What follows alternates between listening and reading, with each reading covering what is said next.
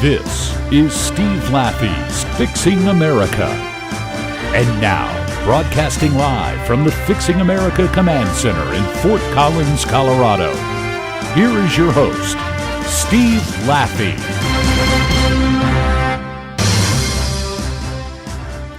Hey, good afternoon, America. Steve Laffey here. Steve Laffey's Fixing America. LaffeyRadio.com. We've had a little hiatus here. Hope you had a great Christmas season, a happy New Year. The Laffey family, 7 out of 8 Laffeys came down with the real flu, knocked out. My oldest son, Peter, flew in. He promptly caught the flu from my 5-year-old 48 hours later. He missed half the time he was with us. It was terrible. And he left with the flu. Hope we didn't pass it around. But he says he's feeling better. The other kids had it. I had it. Not the greatest way to celebrate your 19th wedding anniversary. Ours is December 31st, where we both had the flu. And rarely in the 19 years, and it must be something about the way things work, is that rarely do both parents, even the people I know, that the husband and wife are both sick at the same time. And I would say for 19 years in taking care of kids, because you just really sit back and say, well, we both can't be sick right now. And I think that mentally, one of you stays well. We had times where I've been sick and my wife's been sick, but not both of us, except this time. And this is Newsday Tuesday, by the way, so we can talk about whatever we want. Well, I guess I can't since I own the show and I can do whatever I want. But anyway, it's so good to be back with you because even though I might cough a little bit, it's not going to be like hacking into the phone. And I'm really not a very good sick person. I'm brave on some things, I suppose, but not sick. I went on my first hunting trip. I've never hunted before, and I guess I really still don't hunt because my son drew, as a minor, the right to shoot one elk. And 2 great buddies of mine, they decided they wanted to really help Sam learn how to shoot, and we got the right gun, we got the right sighted. My buddy Randy's into reloading, so I learned how to reload, get the more efficient or more accurate bullets, a .270 to shoot with our Remington 760. And of course, we're going to leave at 1 o'clock on a Saturday morning. And on Friday afternoon, I come down with the flu. So, of course, I go anyway, which is maybe what made my situation worse. And just to sum up the hunting trip, we didn't get any elk. Went for 18 straight hours. I drove 16 and a half hours. I had a little thing in my Ford F-250 where I can see how 717 miles. A lot of it was up and back past Steamboat into Craig, Colorado. Beautiful place. Desolate as can be. Beautiful. And I guess I'll do it again, but maybe not with the flu, maybe a little closer to home. Maybe when there's some actual elk standing around. So we didn't get anything. So I felt bad for my son, but he didn't get it. He's the one who hasn't gotten sick.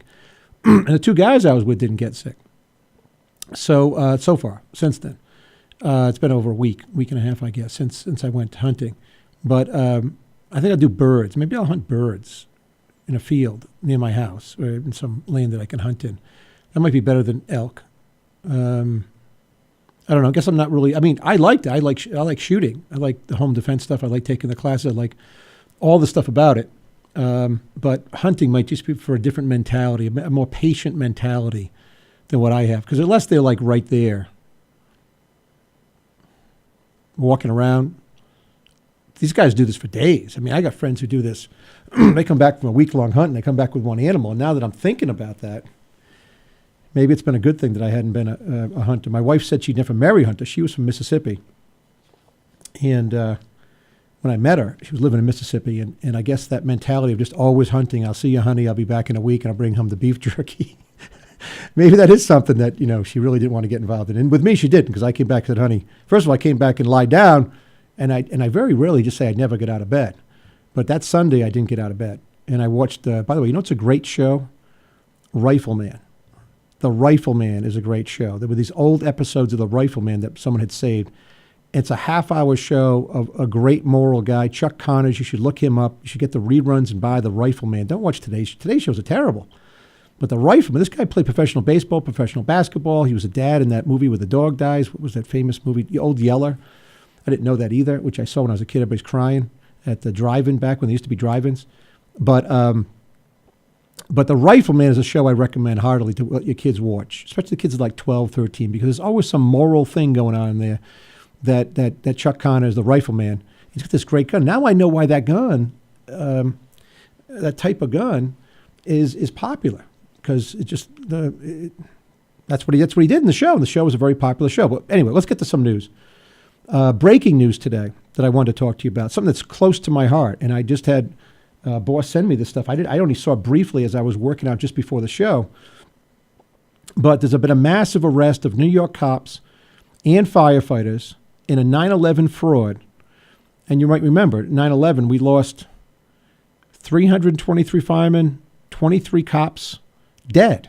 Forget 3,000 other people total, more than 3,000 died on that heinous attack by the Islamic terrorists against America, against the World Trade Centers. We saw them fall. It was a terrible day, set off a whole different way of life that today is taking a different toll on America and in the rest of the world. There's still repercussions from that day, major repercussions, but that's not the news story. The news story is that more than 100 retired New York City cops, firemen, and correction officers were charged today with falsely claiming to be suffering from depression and anxiety as a result of the 9/11 terror attacks. These people have cost the city of New York millions of dollars. They improperly filed Social Security benefits, and they indicted four guys who coached them on things like, if they ask you to spell the word world, you could spell that correctly, but they're going to ask you to spell it backwards, and then don't spell it backwards. Also tell them that you can't go into big buildings, you can't get on planes, all this kind of stuff. So this is heinous by itself. This disgraces the memories of the people who ran into those buildings, that they were cowards, and that would actually do this. And by the way, how do they always catch these people? I mean, a bit of advice if you're going to screw the system. And it comes from being in charge of 150 cops and 200 firemen in a city where there should have been 100 firemen, but there were 200 firemen. Don't be so stupid as to go off injured on duty and then go out and play golf or scuba dive. At least not anywhere right around where people are, because they're going to catch you. They're going to find you eventually. And now, believe me, I think this kind of stuff goes on far more all over America. In my background as a mayor, I can tell you it goes on far more around America than anybody knows about, anybody talks about. But at least the district attorney here is Cyrus Vance, and I bet you they got these people on cameras. They do have them video recorded, and it's hundreds of millions of dollars in improper Social Security benefits. They got these four guys. One guy runs a firm that determines eligibility for Social Security disability. He's arrested. They got him on tape. This Esposito, another guy arrested, is a former New York Police Department employee. He's arrested. And another ex-cop who's a disability consultant for the union, the Detectives Endowment Association. They coach these people what to say. I just know, going back to my days and looking at this and knowing that, I don't know every city in the country, but I know my city, that roughly in the city of Providence to this very day, 40% of all the retirees go off on disability. In my city, back when I was the mayor, it was something like that also. But it was even worse. When I was running for re-election, I stopped this practice that Cranston had done. And most cities require to get on injured on duty status, which is how this happens. You're injured on duty somehow. It could be a mental injury, right? And some people would try to say this, they were harassed or whatever. They didn't like the guy they worked with. And many of them would try to get an injured on duty status because that's the first place you go to before you go on permanent disability. Why do they love permanent disability so much to people who are crooked? Because it basically comes tax-free. You might get less money, but there are some states and some laws that allow some of this at least to come, or most of it in many cases, to come tax-free. Some of these people then just go out and catch fish. And by the way, a lot of these people were arrested in Florida. Why were they arrested in Florida? That's where retirees from New England moved to, who were police and firemen, or anybody with a pension, because they don't tax pensions in Florida, but they do tax them in these other states. So this just makes my blood boil. I can tell you story after story, having to deal. We had the near riot conditions one day. Not near riot. People started a riot, 150 firemen against me, trying to get me out of office. But it was all over this one cop, one fireman, who was claiming that he didn't get any health care and that the mayor, me, wouldn't put him on injured on duty status. All we required was a medical background check. Because what ends up happening a lot, for you to understand this, is that some guy will come in, say, got injured going down the fire pole, to make it the most obvious example, right? A fireman, I went down the fire pole, hurt my back, can't work, but he has a long history of a bad back. In fact, he hurt it in a gym, and he had to go to the doctor. We know this. I mean, it's in his record. You got to go back and check people's records over and over and over again to make sure that they were indeed injured on duty. Why? Because you want to be fair to the taxpayers, right? But when 40%, roughly speaking, in some cities, of firemen, especially firemen, and firemen, by the way, this isn't to talk about this great firemen. There were great firemen in my city, and vast majority of them do their job. In my city, not many of them stayed in shape, but do their job. They like their job. Some stay long past their pensions are due. But this scam just points up what's happening all throughout America. It's not just here. This is the most egregious example that they're going to find because of 9/11. But in every city, from San Diego to Detroit, there are, first of all, the majority great cops, great firemen, working their butt off, doing the right thing. But a substantial minority of people who got into this thinking, how do I get out of this? And especially firemen.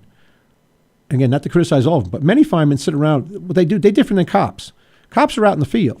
Firemen are in the station. They're talking to each other. And a lot of the conversation goes about their union contract, their union head, what they're getting, what they're going to get next year, how do they get more, and so forth. Not their fault that they talk about. They just have time to talk because fires don't happen anywhere near they used to, right? So there are a lot more in the station. There's still just as many firemen, and even many cities like Cranston or other places, there should be less, especially in cities that are next to each other. There should be just, regional fire departments. But this story hopefully will get other people to pay attention to what's going on in their city, and elected officials to pay attention to what's going on in their city. Because when 40% of the people in a city who work for the city can't be off on disability. And I'll tell you another thing that's never been brought up, and I never had time to do this with my city. We had so many other things going on. But if I had been there 10, 12 years, not that I ever would be anywhere, looks like 10 or 12 years, if someone's disabled, that they actually can't be a fireman, or if we decide that they can't be a fireman because of a certain age, we don't want older guys to be running around into fires because maybe not as strong. There's no reason why they still can't work for the city. There's no reason why they can't be the tax collecting office. No reason why they can't be managing a dog pound. There's other things that can be done that involve a lot of sitting down or dealing with constituents. That doesn't necessarily mean that they have to go off on their pension because they're perfectly healthy. That's another thing that cities should take a serious look at today. But this is outrageous. And I hope they throw at these people who went out of their way to do this. Can you imagine someone right now, there's husbands and wives and daughters and children and aunts and friends. Some of my friends, there's a guy who worked at Morgan Keegan who used to work in the building that went down where was it Cantor Fitzgerald lost almost all their people, and he had worked there, and he had to keep going back for funerals. My buddy Phil, he had to go back and back and back. I mean, he went to we gave him time off. It took such an emotional toll on him. He's going to be reading this today, he'd be enraged. Want to hang these people by their toes. Anyway, wow, that's one story. I guess I got like 20 stories here, but it's an emotional story for me only because I went through this whole thing. Even, by the way, in my home city, it's where the firemen in Cranston, right after this, decided that they would take 9/11 as a holiday. And the city of Cranston Council, before I got there, agreed to that. And someone let it slip to the New York firemen. They went crazy. That people who had not gone down to 9/11 got another paid holiday, 9/11 Day. And that's the stuff that goes on is outrageous. This is maybe the most egregious example, and hopefully it'll help change some of the attitudes of what goes on. That not all of our firemen, although many, not all of our policemen, although most, are real heroes, that they do a great job. But there's a lot of scams. And these union heads across this country are really doing a lot of bad things within these public unions. No doubt about it. Anyway, Steve Laffey, we love it that you listen to us on Laffey Radio, following us on Facebook, liking us on Facebook, following us on Twitter. It's starting to expand. We're glad to be back with you today. We'll take a quick break, come back with some more stories. Newsday Tuesday, LaffeyRadio.com. We'll be back. Stay tuned. Steve Laffey's Fixing America returns after these commercial messages. Picture this, your next trip, Utah, 5 national parks. First, Zion. You're walking, the ground rises, the ground drops, the ground becomes water. Next, Bryce. You're riding a mule. You're riding a mule under giant orange strip castles. You are not dreaming. You will not forget this. On to Capitol Reef. Take the scenic route, the really scenic route. Take a path you've never taken and see the stars for the first time. Now for Canyonlands. You're riding a bike. You're riding a bike on Mars. Now you're riding the rapids. Class 2, Class 3, Class 4, Classic. Arches, 5:32 a.m. Some things are worth racing the sunrise for. The horizon lightens. You round the corner. Whoa. This is Life Elevated. The Mighty Five. 5 iconic parks, 1 epic experience. Plan your trip at visitutah.com. I'm always up for a challenge. It's the feeling of accomplishment that drives me. And there's no better challenge than serving part-time in the Coast Guard Reserve. I protect my country, work with the best and brightest, I get great pay and benefits in return. The Coast Guard Reserve is important work. I get to serve my community, and it's always rewarding. If you were born ready, there's a new challenge waiting for you. Learn about serving part-time at gocoastguard.com/reserve. This is Nnamdi Asamoah. I play football for the Philadelphia Eagles, but what I do off the field with United Way might be more important. I'm a volunteer tutor and mentor. Why? Because over 1 million kids a year drop out of school, and that's not okay. It takes 12 years to create a graduate, but it takes about the same time to create a dropout. And the difference between a child becoming one or the other could be me, or it could be you. Studies show that if we get to these kids earlier, their chances are better. And kids who read well by 3rd grade are more likely to graduate. So join me in United Way. Suit up and take the pledge. Become a volunteer reader, tutor, or mentor. Because when a child succeeds, we all succeed. Give, advocate, volunteer, live united. Take the pledge at unitedway.org. Brought to you by United Way, the Ad Council, and the National Football League. And now, back to the Fixing America radio program with your host, Steve Laffey.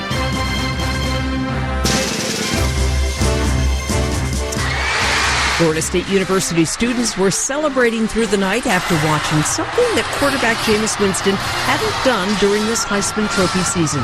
Winston pulled his team back from the brink of defeat, putting together the drive of his life and throwing a 2-yard touchdown pass to Kelvin Benjamin with 13 seconds to go. The result? Florida State beats Auburn 34-31, winning the BCS championship game in Pasadena, California on Monday night, sending Florida State students into a joyous rapture. I feel fantastic. It was so stressful, up in those things, and I was shaking, and then now it's just great, and everyone's, it's great. I live in Tallahassee. I've lived here my whole life, and this is the best day ever to be a Knoll. This is amazing. I'm so excited.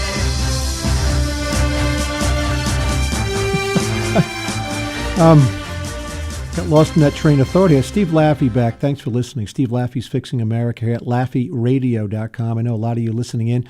I also know a lot of people listening, and I know this from people who call me. They actually get their we have a self-loading app, genius invention. And if you got an iPhone, whatever you might have, it knows that you have a smaller phone. So you put Laffey Radio in there, and it goes to the app. And the app, we try to make it so you hit one button. And not 2 buttons, 1 button. We know no one wants to hit 2 buttons these days. They want to hit 1 button and get what they want. So you can just hit the show up and plug it into your car and listen to it on the way home. And that's what a lot of people do. A lot of people in traffic, they're listening to Laffey Radio. And this thing is going to take off. This form is going to take off. You're no longer going to have to tune into a regular radio station in your car and hear the same attack dogs, not to criticize. Just you could, 3 minutes into it, you don't have to listen anymore. You might as well just put on your own music or put on Laffey Radio. And we put up the Laffey Buzz on Mondays and Thursdays, a little blog that we do. And we put up a Laffey Minute 5 days a week. And we did one of me, it's me involved in something during the day, generally with my kids or some topic that you're probably thinking about. This week, I think the one we ran today is simply me trying to start to do the taxes. And not even on like personal taxes, on this little but growing company. And just making sure you have the right information and having to send out these 1099s as some consultants. The amount of regulation, and we got to do a whole story on that, boss. Whole show. The amount of regulation that people go through, that we willingly, unwillingly, but legally put ourselves through, probably cost as much money as all the tax receipts the federal government gets from federal income tax. I got to go look that up, but I'm willing to say that's probably about right. And just do it, starting it yesterday, and then putting a phone call into an accountant, making sure I sent to the right people, because I'll do it the right way. I'm always going to do it the right way. I'm just going to do whatever has to be done, right? And it just blows your mind how much time. It's time. That's why I talk about in this Laffey Minute. So send the Laffey Minute to your friends. Why there's a lot of reasons why young startup companies aren't happening as fast as they used to. A lot of reasons. One of them is certainly the regulation around starting a company. It's onerous. And I'm blessed to have the access to do what I do here, but a lot of people have a better idea and don't. And one of the things they don't have time for or the money to is to deal with the regulation that surrounds what they want to do. And I'm not talking about, they're taking paint cans and whipping them out windows. That's not really a business. I'm talking about honest, law-abiding people who are surrounded by red tape and can't get their way through City Hall, the state government, the federal government to get a business started and throw up their hands and go back to their job that they may not want to be at. They may want to be starting a new firm. Speaking of firms, by the way, as we go along, we did a whole show on J.P. Morgan about a month and a half ago. We went through all of their fines. What percentage of income J.P. Morgan, the largest bank. We went through how banks can't possibly be that big and be effective. And we went through the scales. Many companies can get bigger and be more effective, like Intel making chips. The bigger that they get, the probably more efficient that they are. Not that there aren't competitors and not very good competitors for making chips, but they keep running their cost down dramatically. And you notice it in the price of your computers as a large component becoming a very small component because of the power of this computer, the silicon that goes into it and the way that they can slice chips differently. Same things with LEDs that are coming along. The bigger they make these wafers, the far more efficient they can make lighting and street lights and all this kind of stuff. Not so with banks. J.P. Morgan to pay another $1.7 billion to victims of Madoff fraud. And by the way, that's the headline. Except $1.7 billion isn't going to victims of Madoff fraud. It's like $350 million going to the office of the comptroller. It's in here somewhere. It's money going elsewhere. And then it looks as though $543 million is going to go to the trustee collecting funds from Madoff victims. Why the $2 billion or $1.7 billion just doesn't go, I don't know. But the Fed has bailed out these banks so well that J.P. Morgan still has $23 billion on hand for future settlements and lawsuits. $23 billion. They've already paid out more than $20 billion. They have no idea what's going on. The thing about Bernie Madoff, and we've done stuff on Bernie Madoff. The stuff about Bernie Madoff is that people working at J.P. Morgan had to know. I know that people like the Wall Street Journal will write that this is just Barack Obama and his Treasury Department or Justice Department going after big banks because they got money now because they bailed them out, and one way to get money just to make them settle fines. But some of the stuff is so obvious that they had a fiduciary duty when they were examining Madoff's accounts for, 20 years? They had to have heard of this guy out of Boston who wrote letters. It was in the papers. We heard about him. He wrote it in the paper. Someone had to do a further investigation, and they didn't.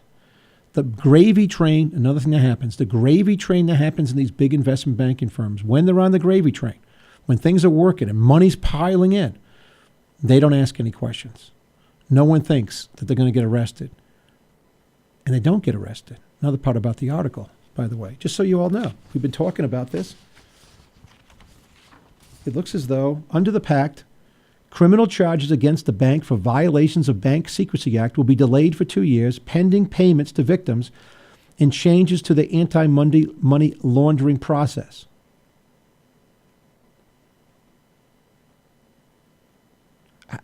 How ticked off do you have to get?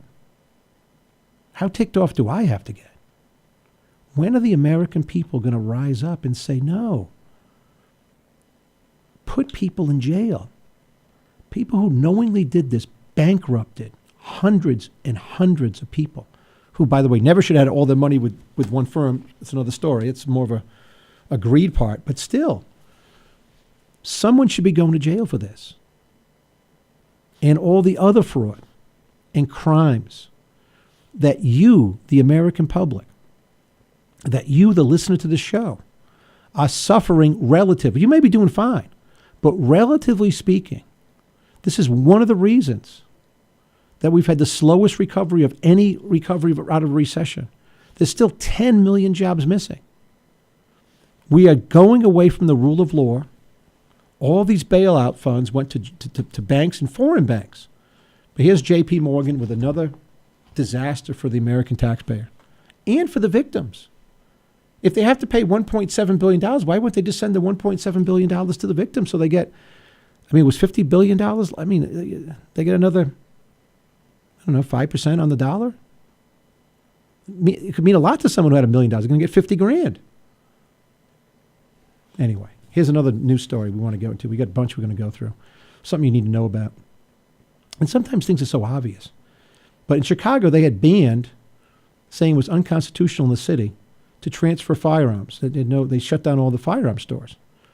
And a judge, this is Judge Chang, that while the government has a duty to protect its citizens, it also obligated to protect the constitutional rights, including the right to bear and keep arms in self-defense.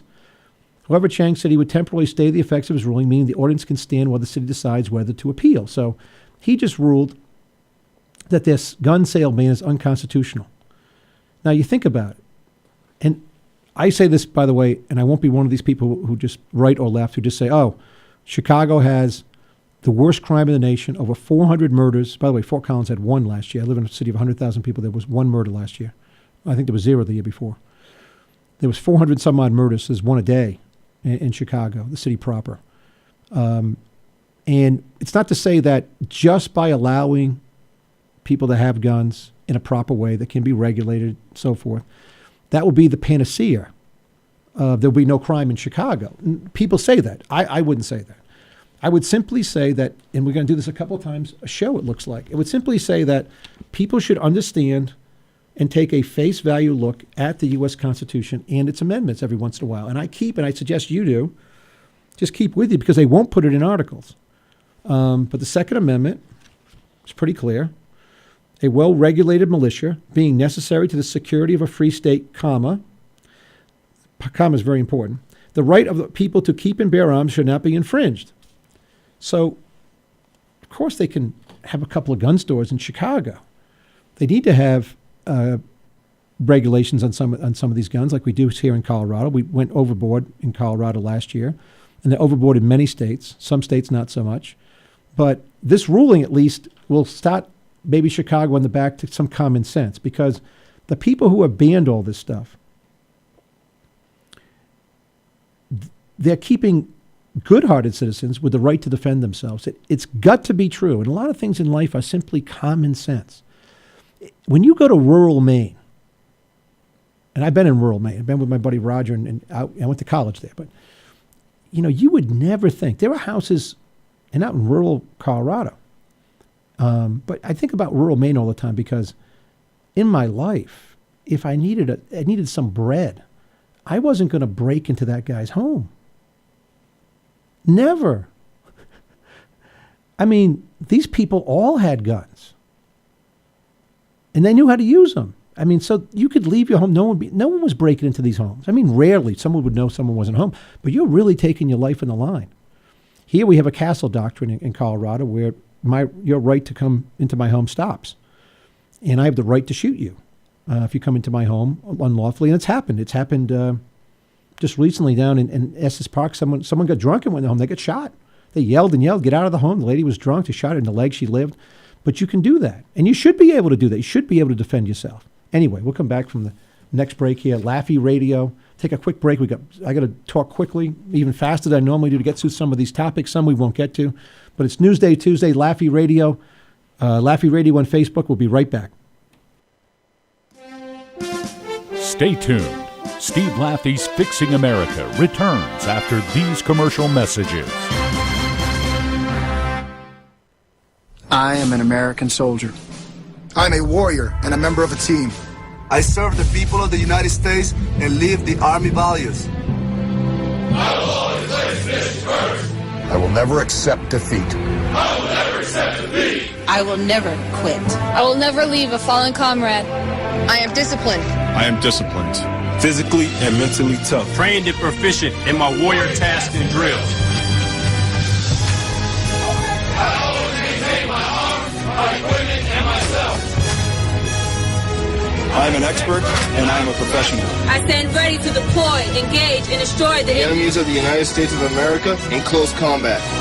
I am a guardian of freedom and the American way of life. I am an American soldier. I am an American soldier. I am an American soldier. There's strong, and there's Army Strong. See what it takes at GoArmy.com. Well, I finally did it. I opened a 401k.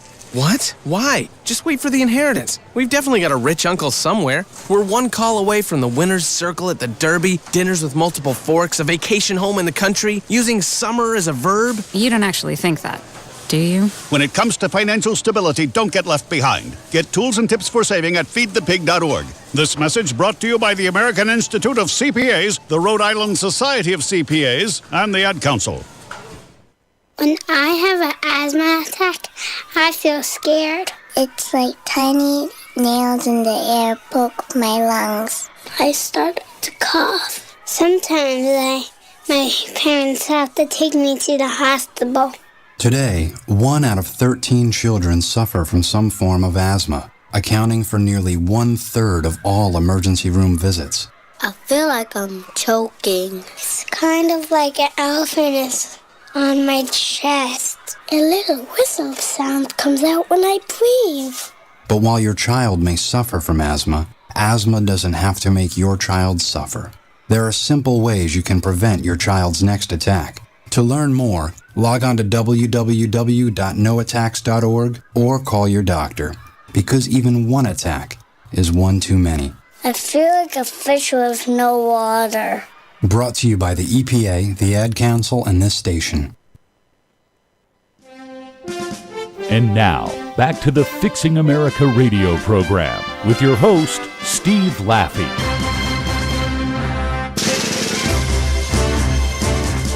And good morning again. And before we get to Senator Reid, a quick update on this bitter cold that has 2/3 of the country in its grip, from the Midwest to the Northeast and a good part of the South. This cold is expected to set record lows in many parts of the country. Some of the coldest weather so far is in the St. Paul, Minneapolis area, and WCCO TV reporter Jamie Yukas has the latest from there. Jamie. Bob, it is currently 9 degrees below zero, and it's only expected to get worse. For the first time in 20 years, schools are closed statewide on Monday, with lows expected at -25, with wind chills expected to be around -70 degrees. Exposed skin can become frostbitten in just minutes. Wow, and it is cold, and we've lived through it here in Colorado. I was out in -8 yesterday morning tending to the cows and horses and didn't spend much time with them. I kind of came out quick. But that was just, we play that because, again, we don't want to say if there is such thing as global warming that you can't have a cold winter. Could. You have a very cold winter. I mean, there's no doubt that things fluctuate even within trends. It could be stocks. Stocks fluctuate within a trend. You could be in a bull market, which due to Ben and Bernanke we are. All this cheap money, people having to flow the way. And there's been ups and downs within that. And if the temperature is increasing slightly, which it hasn't been for 16 years, I don't know where the people get their data from, but they just keep saying it. But it is true that very few people are willing to even challenge, talk about any of these issues on TV to even say one simple thing. How good's your data? How do we trust your data? We know that there were these scientists in England who made up data, and that kind of went away. But they made up most of the data. And we know we've changed the term from global warming to climate change. What does that mean? I mean, I haven't changed the term.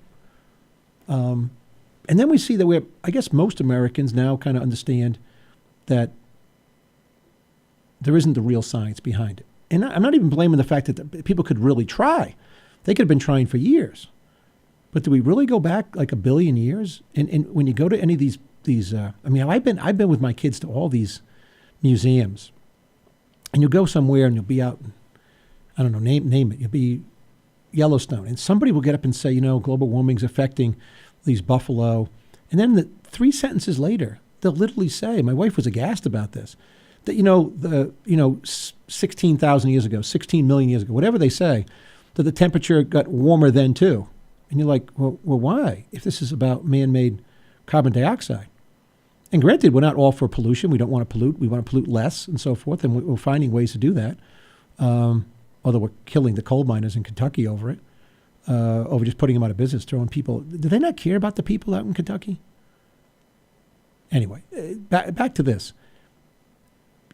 Anybody who brings up anything about it, there's an article today. This poor guy, he's a councilman in Calgary, Canada, which I guess they all think global warming's the truth, right? So he's talking about this absolute cold weather hitting the country for the whole winter up there. He's skeptical that man-made climate change is a real phenomenon, and he tweets out about it. And all he gets is holy heck from the mayor and everybody, because they're just totally, instead of like looking at the facts, they just totally like, no, you must be crazy. And it shouldn't be that way here in America. We should be able to criticize. We should be able to bring up. And people shouldn't be citing statistics that aren't true. So here's a little clip. We haven't played a clip yet. We should play something. This clip 3. Here's Al Sharpton and his scientific way of looking at global warming. Welcome back to the first Politics Nation Science Lab of the new year. In the lab tonight, a right-wing meltdown over global warming. A winter storm is battering much of the country, and climate change scientists were stuck in ice, which means the folks over at Fox have been trotting out a few theories of their own. Check it out. So it looks to me like we're looking at global cooling. Forget this, global warming. And get this, a global warming Scientologist had to be removed from his frozen vehicle after days of being trapped. Poetic. Just as much? Because for the past 16 years, there has been no warming to speak of. They called it unusually thick ice. Well, I think it's because they're unusually thick people who have not been paying attention to the actual science on global warming for the past 18 years and still think that we're all about to roast like a chestnut on open fire. These right-wingers are boiling over with denial. Just because it snows in winter doesn't mean the planet isn't getting warmer. Remember, a UN panel said there's a 90% probability that humans are the primary cause of global warming. And over 97% of climate researchers surveyed in the United States Academy of Science agrees.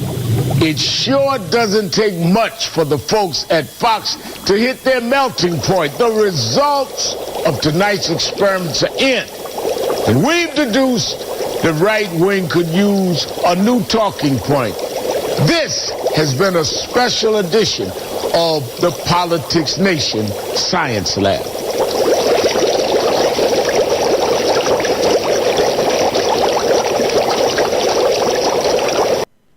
And what's disgraceful about that whole clip is that Reverend Sharpton doesn't bother with like a chart, a graph, some statistics himself. He cites a UN study that doesn't produce.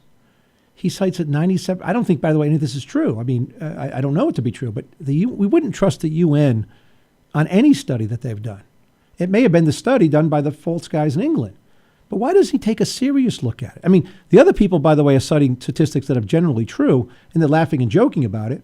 And it is true that these climate scientists went up to down to the Antarctic, up from, I guess, up from the South Pole, but only up from the South Pole, I guess. And they were trapped in ice. But they could get trapped in ice and the world be getting warmer. It could be getting colder there and warmer there. This is the thing that you want to not just get too crazy about and not be, you're not going to get anybody to change their opinion by just screaming one way or the other. But here's an article where he talks about Dr. Don Easterbrook, a professor of geology at Western University, points out that East Antarctic sheet, which contains about 90% of the world's fresh water, is not melting but expanding. Here's some other statistics. A review of the IceSat satellite data from 92 to 2008 showed a net gain in ice mass in Antarctica, not a decline. In 2013, the ice reached 19.51 million kilometers, according to the National Snow and Ice Data Center website. These are real people. These are people just putting out statistics. Why is that not in Reverend Al? I mean, don't get me started on how Reverend Al became popular with the Tawana Brawley thing. I lived in New York at the time.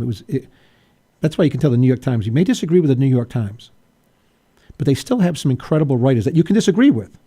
But when they wrote that first article about Reverend Al Sharpton, I think I was sitting around on Sunday morning eating breakfast, and I said to the person with me,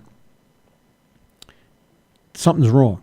Tawana Brawley. This lady there's some scam here. They know at the New York Times. They just can't say it. They don't have the proof. But the way they're writing this article, this lady wasn't kidnapped and so forth. If you go way back, this is in the late 80s, I guess.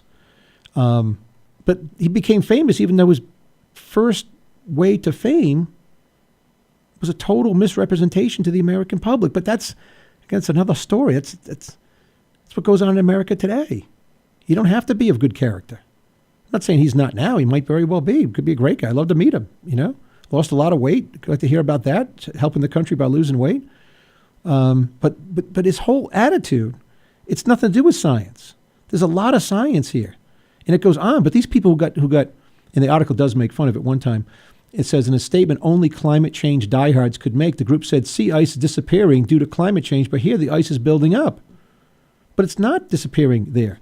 Then you have to ask yourself about the American people. One of the things I've noticed recently is that, the prediction was that the seas by now should have risen. By now, by Al Gore saying what the seas are doing, they should have risen by now to a certain level. Why is everybody buying this waterfront property in Miami? Why are the prices spiking if they're going to be underwater? I mean, we're safe at 5,000 feet here. It's not the reason I live here or moved here. I wasn't worried about it. But why don't people get together and do a show on the facts about the temperature? If the temperature's not going up for 16 years and we're pouring all the CO2 into the air, is CO2 the major problem? Here's one: global warming 10 facts and myths, just to throw out some of them. The climate has always changed. It always will. Yep, that's interesting. Carbon dioxide is a minor greenhouse gas, it says, responsible for 26% of the total greenhouse effect, of which in turn at most 25% can be attributed to carbon dioxide contributed by human activity. Water vapor, contributing at least 7% of the effect, is by far the most important atmospheric greenhouse gas. So you take 26 times 25, you get 5%, and they're telling you that it's 5% human activity. Now, that's not the same thing as pollution. Pollution is bad, and we've done a lot in this country to stop a lot of the pollution in a decent way. But as I've said before, we're not going to stop pollution by killing the coal plants in America, when solar is going to take over in 15, 20 years, when communist China is producing a new coal-powered plant every week. And that, going by the wind, is causing pollution and whatever you call it, we used to call it acid rain, hurting the smog in Los Angeles. That's not global warming or climate change. That's just the fact of what a communist country with no constraints has polluted 90% of its rivers, its lakes. People can't live. They walk with masks around. They're hurting Japan. They're hurting our country. We do nothing about it because we get cheap goods from them. That's the real story. Oh, man, we got to take another break. That's only... All right. Steve Laffey's Fixing America. We want to come talk to you about what's going on with Colorado and marijuana. We'll take a quick break. We'll be right back and hit on that and a couple other topics. Be right back. Stay tuned. Steve Laffey's Fixing America returns after these commercial messages. I'm in almost every school bus and classroom. I go to school with your children.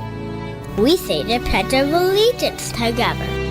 You see me around the neighborhood, and you tell me that I'm a pretty good kid. Well, I'm one out of every 5 children in America, and I'm struggling with hunger. This problem is closer than you think.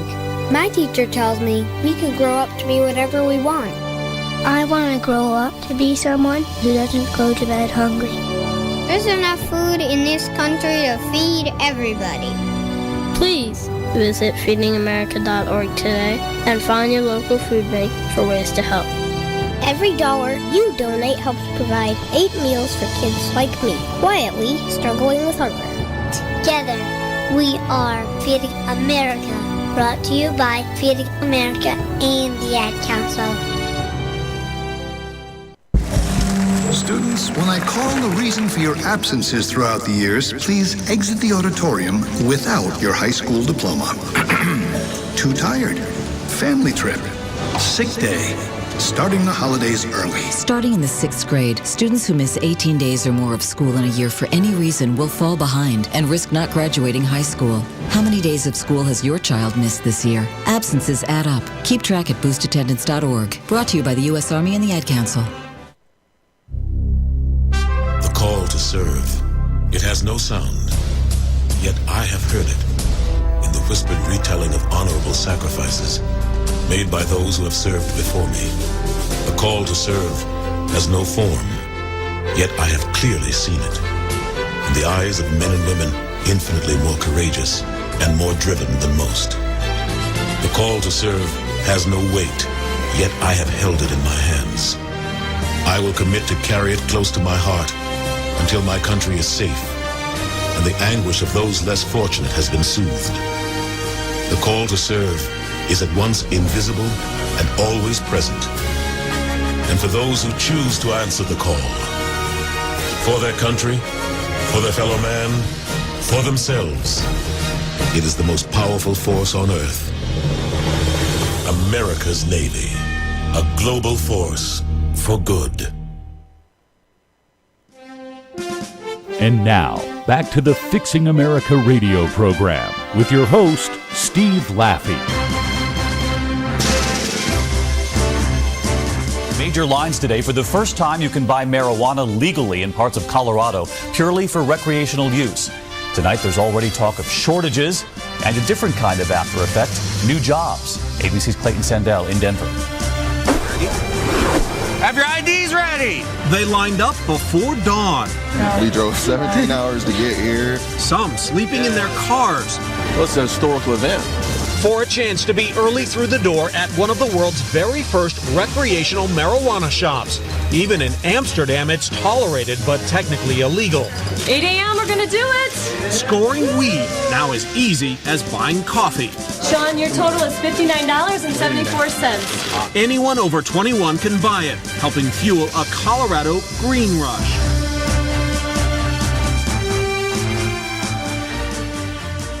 I bow my head in shame. Bow my head in shame. This is so disgusting. Steve Laffey here. Steve Laffey's Fixing America. You know, we can joke. We have a lot of fun on this show. I have a lot of fun in my life. A lot of fun with my kids. What the heck is going on? Do we have any adults left? Adults don't do this to kids. Some guy drove 17 hours to smoke a joint? Has anybody seen? Go watch the clips of what Colorado looks like. There's old people in people's houses using their hands, no sanitary conditions, just putting pot in like they're in. What are they doing? We don't tell kids that one of the gateway drugs to other drugs that is okay. But we do in Colorado, like 55-45, more than voted for Barack Obama. And the influx here, yeah. They're saying that some analyst was recommending Southwest Airlines in Colorado because there's going to be more traffic coming to Colorado. Are these the people we want in Colorado? Arriving here to smoke some dope? If you're listening, we got a lot of people listening in Colorado. Is this what you voted for? Because you're a libertarian? Let me tell you something. I don't know. Sometimes people say I'm a conservative, I'm a populist. I am what works. And what works is making sure kids don't use drugs. That's what works. And when we tell people in this state that adults can use it, then kids who turn 17, 15, 18, they think, well, it's fine. Just it's an age thing. So we can go do it. The evidence is already in, folks. I mean, we do know it's a gateway drug. We do know, when I say gateway drug, talk to any doctor, and I know lots of them. There's none that disagree with me on this. The vast majority of cocaine users, 99.9%, began by first using a gateway drug like marijuana. Of course, not everyone who smokes marijuana and hash goes on to harder drugs. Hash is a lot harder than marijuana. Others quit using marijuana altogether. One study found that 12 to 17-year-olds who use marijuana are 85 times more likely to use cocaine than kids who do not use pot. And that 60% of the kids who smoke pot before the age of 15 move on to cocaine. And by the way, the pot that gets produced today is like 5 times stronger than it was back in the 60s when they were toking it up at Woodstock. What does it do to the brain? Do we care? I mean, there are a lot of things when I go on Google, like to find out who voted on something. It seems like nobody wants to tell you which Republicans voted for to extend unemployment benefits. Maybe we'll do the show on that tomorrow. Maybe do the whole week on pot. I lived this growing up. I know what it does. I saw what it did to my friends. And now it's legal in Colorado? By the way, just so you know, just so in case one of your friends asks, when they're toking it up near the house, they can do it in private. Getting on a plane and coming here to smoke pot. And I live here. What do I tell my kids? Well, you know what I tell them. This is outrageous. These people have lost their mind. Teen pot use could hurt brain and memory, new research suggests. December 16th, ABC News, 1 o'clock in the morning. All doctors tell me this. Adults who smoke pot regularly as teens were shown to have neurophysiological decline in more cognitive problems than non-users in a study last year in the Proceedings of National Academy of Sciences. New research explains why. They recruited some people who had schizophrenia, some people didn't. Anyway, looking forward. But it really is incontrovertible that the brain of a teenager is still not developed. So whether you let them play contact football or smoke pot, but they're going to get more access to pot because these parents are going to have it in the house. Oh, and by the way, it's already happening, even before it became legal, just because there were these pot, dispensaries around that were banned and then became legal. And another joke. You want medical marijuana? Go to the doctor. Have them call up Safeway Drugs. Go pick up 5 joints if that's what you got to do. If that's really what helps people. You don't do it at some other facility where some same doctors that coached these criminals in New York City for taking hundreds of millions of dollars out of the system in non-9/11 victims. Same type of people, evil people. Here it is, right here. It's everywhere. I mean, every article. Legalized marijuana. Colorado kids are paying the price. Lost in the buzz is the documented impact of legal marijuana on Colorado children. The reality about today's marijuana, an addictive substance whose average potency is dramatically increased from 3% THC to 15%, should change everything everybody thinks and they know about the drug. It affects the brain, especially adolescence, impairing intelligence, by the way, permanently. So you want your kids to be dumb? Kids got a high IQ of 120, you want it to be 110? 100, you want it to be 90? It's a whole lifetime. How much more unemployment will it drive? How many more kids in hospitals? How much more crime? Traffic fatalities with drivers testing positive for just marijuana in Colorado are up 114%. Do I want my kids on the road? We've done so much about drunk driving. Colorado schools, drug-related expulsions up 45% in the last several years. 45% as they opened up these pot shops and then became illegal, but they voted out. Now it's legal. It's going to go up even more.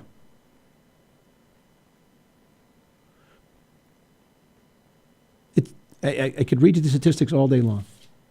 Colorado News, pot problems in Colorado schools increase with legalization. I'm not going to get to anything else.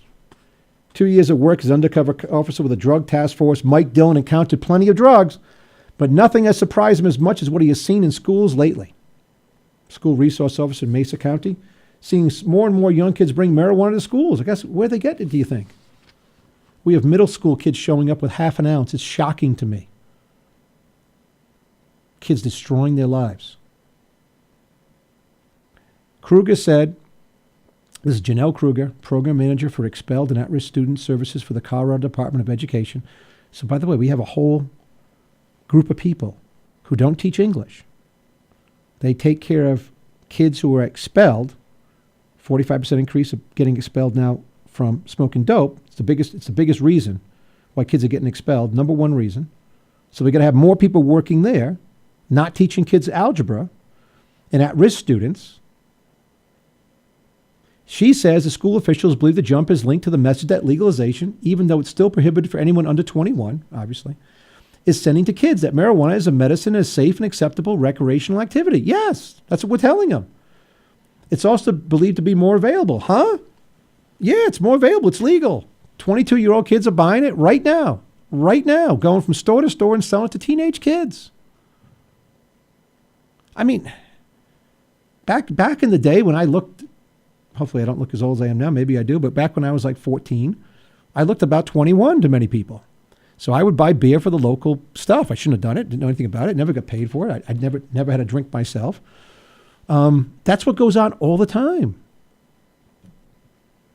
But I saw pot ruin families, ruin kids' lives all around me. Kids didn't go to college, didn't go to as good a college. And here in Colorado, 55-45. Maybe it's 60-40 now. But maybe, just maybe, there'll be a revulsion. Maybe some parents will get up and say, we've got to be adults. And I'm not advocating throwing everybody who uses pot in jail forever. Obviously, there's got to be some system. I am advocating anybody who sells pot to kids to go to jail for a long period of time. The people who organize this stuff and sell it to kids, they don't get out for a very long period of time. Not a year or two. I don't know what the federal laws say, but when you sell it to kids. But and maybe I'm just totally out of touch. But when I see the TV screens, and you can go look it up, Steve Laffey at Laffey Radio, and you see who's doing it, it's not always like these young kids, coming into town. It's like regular looking people. And when I see some of these senior citizens doing it, where did it come? We're supposed to teach our kids right and wrong. We're supposed to teach them that you don't do this stuff. Even if, by the way, it's great, it feels better. I don't know. I never smoked dope. Maybe it feels better for a while. We know it's addictive. We try to tell everybody not to smoke cigarettes. But there's no evidence that cigarettes hurts the IQ. None that I have found. Maybe there is. Well, anyway, we didn't get to 9/10 of what I wanted to talk about. Maybe that's good. Maybe that's bad. Maybe we'll turn one into a show tomorrow. I appreciate you listening. I hope you do something about this pot. I hope you write. I hope you talk to your friends about it. Steve Laffey's Fixing America here. We're glad to be back. We're glad to be over the flu. We're very thankful for what we have here. And we'll be back with another hard-hitting show on one topic tomorrow to make a decision after the show what it is. We're going to get back into the new year and get going. And we'll be broadcasting right here from the studio, expanding. We thank you for tuning in. Please go to Facebook. Follow us on Twitter, all on Laffey Radio. Tomorrow we'll be back with another show. We really appreciate all you're doing here. And this show is just the beginning of us fixing America. We'll be back tomorrow. God bless you. Talk to you tomorrow. You've been listening to Steve Laffey's Fixing America radio program on the Laffey Radio Network. Fixing America is broadcast Monday through Friday afternoons at 3 p.m. right here at www.laffeyradio.com. Any rebroadcast, retransmission, or account of this broadcast without the express written consent of Laffey Network, LLC is prohibited.